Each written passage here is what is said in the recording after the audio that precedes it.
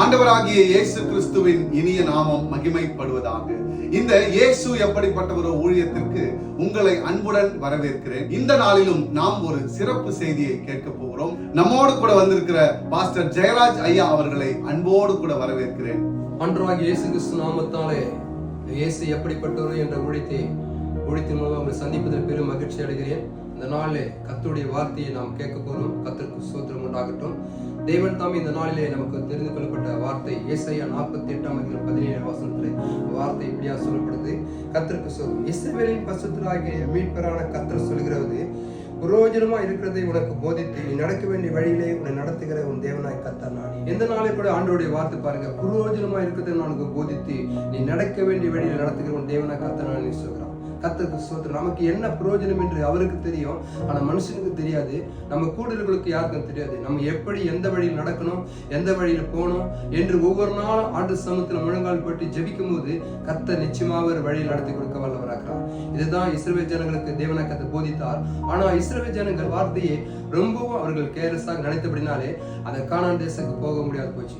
அருமையான இந்த நாளில் கூட ஆண்டு சொல்ல வார்த்தையை நாம் கீழ்ப்படிந்து நடக்கும்போது, ஆண்டுக்கு உண்மையை நாம் செவி கொடுக்கும் போது தேவன் நிச்சயமாவே நம்மை ஆஸ்வதிக்க வல்லவராய். பிரயோஜனமா இருக்கிற வார்த்தை கர்த்தருக்கு சொல்லி நமக்கு எது தேவை, என்ன தேவை என்பது அவருக்கு தெரியும். அதனால நீங்கள் நாம ஒன்றுக்கும் கவலைப்படாதபடிக்கு தேவனிடத்துல விசுவாசமா கேட்கும் போது, தேவனை உறுதியா பற்றி கொள்ளும் போது, தேவனையே நாடும் போது, அவரையே சார்ந்திருக்கும் போது தேவன் நிச்சயமாவே நம்ம நல்வழி நடத்தி கொடுக்க வல்லவராகிறார். அது மட்டும் இல்லாம கீழே பாருங்க, என் கற்பனைகளை கவனித்தையானால் நலமாயிருக்கும், அப்பொழுது உன் சமாதானத்தின் நதியை போலவும் உன் நதி சமுத்திரத்து அலையை போல இருக்கும். ஆமென். கர்த்தருக்கு ஸ்தோத்திரம். கற்பனைகளை கவனித்தார்.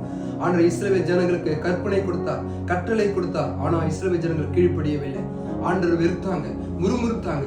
அதனாலதான் தேவனாய் கர்த்தர் அவர்களை வெறுத்தார். கர்த்தருக்கு ஸ்தோத்திரம். அப்படிலாம் நாம் இலகாதபடிக்கு ஆண்டவருடைய வார்த்தைகளை கவனமா இருந்து அவர் கற்பனைகளை கை கொண்டு அதன்படி நடக்கும் போது என் தேவன் நிச்சயமாவே நம்மையும் நம் குடும்பத்தையும் ஆஸ்வதிக்க வல்லவராகிறார். நமக்கு பிரயோஜனமா இருக்க தேவன் போதிக்க வல்லவராகிறார். அந்த வார்த்தை உறுதியாக பிடித்துக்கொண்டு நடக்கும் போது கர்த்தர் நிச்சயமாக நடத்தி கொடுக்க வல்லவராகிறார். நாம் ஒரு நாள் சோர்ந்து போகக்கூடாது, ஒரு நாள் குறிக்கி போகக்கூடாது, ஒரு நாள் குன்றி போகக்கூடாது. அவருடைய வார்த்தைகள் உறுதியாக பிடித்துக் கொள்ளும் போது கர்த்தர் நிச்சயமாக நடத்தி கொடுக்க வல்லவராகிறார். கர்த்தருக்கு ஸ்தோத்திரம். அப்பொழுது உன் சந்ததி மணலத்தனையாகவும் உன் கர்ப்ப பிறப்பின் அணுக்களானவையாகவும் இருக்கும் என்று சொல்ல. அப்ப ஆண்டவருடைய வார்த்தைகளை பிடித்துக் கொள்ளும் போது நம்ம சந்ததியை தேவனாக கர்த்தர் பெருக செய்ய வல்லவராகிறார்.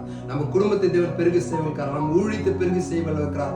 அவருக்கு பயந்து நடக்கிற ஒவ்வொருவரையும் கர்த்தருக்கு பயந்து அவர் வழியில் நடக்கிற எவனோ அவன் பாக்கியவானுடைய சங்கீதம் 108:1 சொல்லப்படுது. அதே போல நாம் ஆண்டவருக்கு பயந்து அவர் கற்பனையில் நடக்கும் போது தேவன் நிச்சயமாவே நம்மை ஆசீர்வதித்து வழிநடத்தி கொடுக்க வல்லவராகிறார். அது மட்டுமல்ல நம்ம சங்கீதம் 32:8 சொல்லுது, நான் உனக்கு போதித்து நீ நடக்க வேண்டிய வழியை உன் காட்டுவேன், உன்மேலே கண்ணை வைத்து நான் உனக்கு ஆலோசனை தருவேன் சொல்கிறார். தாவீதின் வாழ்க்கையில ஆண்டவரே உறுதியா பிடித்துக் கொண்டிருந்தபடினாலே, ஆண்டவரே நம்பியிருந்தபடினாலே தாவீது ஆடுகளுக்கு பின்னால் போகிற தாவீதை என் தேவனாய் கர்த்தர் ராஜாவாக மாற்றினார்.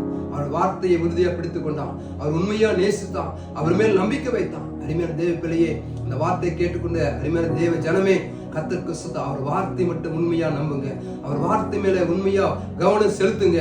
ஆண்டவருக்கு ஸ்தோத்திரம் உண்டாகணும். பிரயோஜனமா இருந்து நமக்கு கொடுக்க வல்லவராகிறார். நீ எப்படி நடக்கணும், எந்த வழியில போகணும் என்பது ஒவ்வொரு நாளும் ஆண்டவருக்கு போதித்து வழிநடத்தி கொடுக்க வல்லவரார். ஒரு நாள் கைவிடாத தெய்வம், ஒரு நாள் விட்டு விலகாத தெய்வம். மோசே எடுக்கிற தேவனா கர்த்தர், எலியாவை எடுக்கிற தேவனா கர்த்தர். ஆண்டவரே ஸ்தோத்திரம். இந்த நாளிலே நம்மோடு கூட இருக்க வல்லவராகிறார். அதனால எதை குறித்து நீங்க பயப்பட வேண்டிய அவசியம் இல்லை, எதை குறித்து கலங்க வேண்டிய அவசியம் இல்லை. என் தேவாதி தேவனுடைய வார்த்தைகள் மட்டும் உறுதியை பிடித்துக்கும் பொழுது கர்த்தர் நிச்சயமாவே இந்த வார்த்தையின் மூலம் அவங்களை தேற்றி கொடுக்க வல்லவராகிறார். கர்த்தர் தாமே இந்த வார்த்தையை ஆஸ்வதிப்பாராக. நம் கண்களை மூடி கர்த்தர் நோக்கி ஜெபிக்கிறோம். எங்களை அதிகமாக நேசித்து வழி நடத்த நல்ல தகப்பனே, ஆண்டவரே நீங்க சொன்னீங்களே சாமி, ஏசாயா 48:17 பிரயோஜனமா இருக்கு நான் போதித்து நீ நடக்க வேண்டிய வழி நடத்த உன் தேவனை கர்த்தர்னு சொல்லிற. ஆண்டவரே அப்படியாவது எங்கள் வழியிலே நல்ல வழியில் நடத்த என் தேவன் உதயசமே ஜெபிக்காம சோத்திருக்கியா. அன்று தாவீதை நடத்தினீங்க சாமி, மோசே நடத்தினீங்க சாமி, எலியாவை நடத்தினீங்க சாமி, எங்களையும் உடைய வழியிலே நடத்த தேவன் உதயசமே ஜெபிக்காம சோத்திருக்கியா. இந்த வார்த்தை கேட்டு அருமையான சகோதரனே சகோதரிகளே, ஆண்டு வார்த்தைக்கு மட்டும் செவி கொடுங்க. உனக்கு பிரயோஜனமா இருக்க தேவன் கொடுக்க வல்லவராகிறார். எதை குறித்தும் பயப்பட வேண்டிய அவசியம் இல்லை, எதை குறித்தும் கலங்க வேண்டிய அவசியம் இல்லை. என் ராஜாதி ராஜா உன் கீழ் இருப்பார். அற்புதம் அதிசயம் செய்கிறவர் நம்மோடு இருக்கிறார். அதனால ஆண்டவர் உறுதியா பிடித்துக் கொண்டு அவர் வழியில் நடக்கும் போது கர்த்தர் நிச்சயமாவே நம்மை ஆஸ்வதிக்க வல்லவராக. கர்த்தர் தாமே அந்த ஊழியத்தை தேவன் ஆஸ்வதிப்பாராக.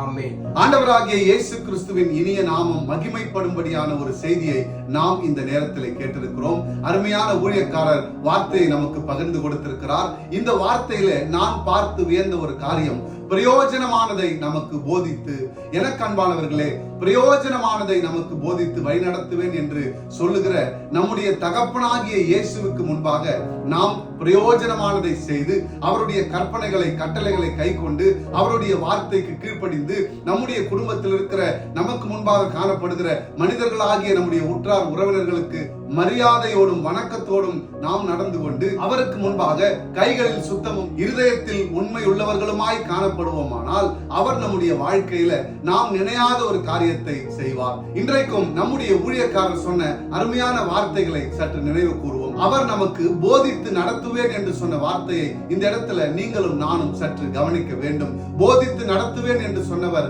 நமக்காக அடிக்கப்பட்டார், நமக்காக ரத்தம் சிந்தினார், நமக்காக அவருடைய ஜீவனை தந்து 3ஆம் நாள் உயிரோடு கூட எழுந்தார். அப்பேற்பட்ட இயேசுவை நாடுங்கள், என் தேவனாகிய கர்த்தரை தேடுங்கள்.